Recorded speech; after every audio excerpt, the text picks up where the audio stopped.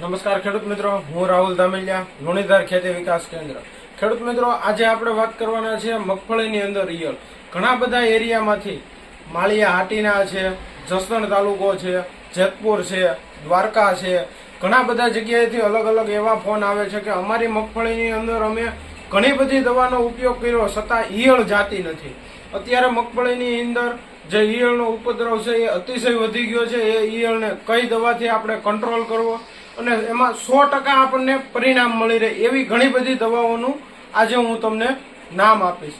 જે ખેડૂત મિત્રો આપણી ચેનલમાં નવા છે એ ખેડૂત મિત્રો આપણી ચેનલને સબસ્ક્રાઇબ કરી બાજુમાં રહેલું બેલ આઇકનના બટનને દબાવો, જેનાથી અમે આપ સુધી ખેતીને લગતી અવનવી માહિતીઓ પહોંચાડતા રહીએ. હવે મિત્રો, જ્યારે આપણી મગફળી અત્યારે સૂયા બેસવાનો સમય છે અને જો ઈયળનો અતિશય ઉપદ્રવ થઈ જાય તો એની પ્રકાશ સંશ્લેષણની જે ક્રિયા છે એ ક્રિયા ઘટી જાય.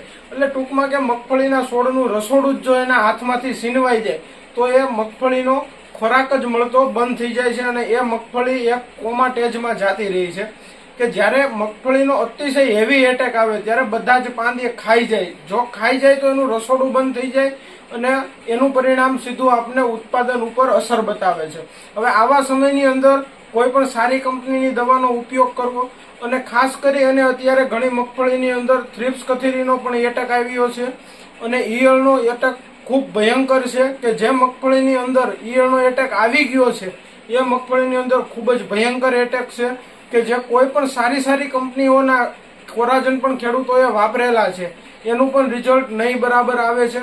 એ સમયની અંદર આપણે જે ક્રોટેવા કંપનીનું ડેલિકેટ આવે છે, એક પંપની અંદર 10 ml નાખી અને 16 ગુઠાના વીઘા પ્રમાણે જો માંડવી વધારે જામી ગયેલી હોય મગફળી અને જો એમાં દવાનો આપણે ઉપયોગ કરવાનો હોય ત્યારે 16 ગુઠાની અંદર એક પંપની અંદર 10 ml અને 16 ગુઠાના અંદર 4 પંપનો ઉપયોગ કરી અને ફૂલ ઘાટોથી સ્પ્રે મારવો. મગફળીની અંદર ટોટલિંગ ઈયળ મરી જશે અને થ્રિપ્સ કથીરી પણ કંટ્રોલ થઈ જાય. 100% પરિણામ આવશે.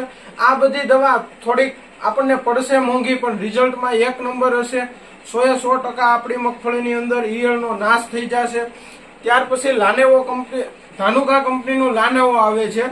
એક પંપની અંદર 20 ml નો ઉપયોગ કરી 16 ગુઠાના વીઘા પ્રમાણે 3 થી 4 પંપનો ઉપયોગ કરવો. આના પણ રિઝલ્ટ થ્રિપ્સ કથીરી અને ઈયળ માટે સારામાં સારા છે.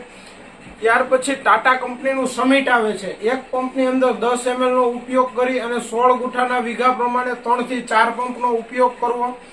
ત્યારબાદ જે સિનવા આવે છે, એક પંપની અંદર 8 થી 10 ml નો ઉપયોગ કરી અને 16 ગુઠાના વીઘા પ્રમાણે 3 થી 4 પંપનો ઉપયોગ કરવો. અને ત્યારબાદ સિજન્ટા કંપનીમાં ઇવીસેન્ટ આવે છે કે એક પંપની અંદર 2.4 ગ્રામનો ઉપયોગ કરવાનો હોય છે અને 16 ગુઠાના વીઘા પ્રમાણે 3 થી 4 પંપનો ઉપયોગ કરવો, જેના પણ રિઝલ્ટ બહુ સારા એવા આવે છે.